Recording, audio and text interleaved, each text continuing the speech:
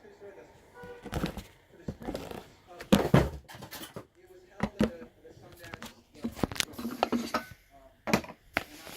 it was really weird for me because I was going to go see it, and the last time I had been up there was almost 2 years before, almost to the day, and I was there visiting Chester because he was in rehab.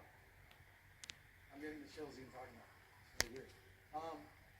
And so for me to go back there and watch this film, which for those of you who've seen it, focuses heavily on the suicide rates here in Utah, and I guess even beyond here. But to see that 2 years after I had been here, it just felt so.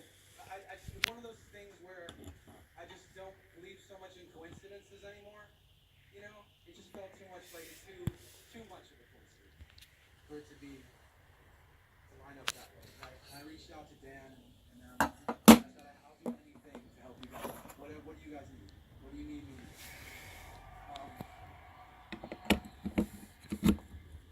So I applaud. I am so proud of them. I think what they're doing is incredible.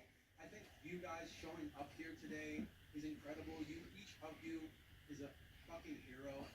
Thank you.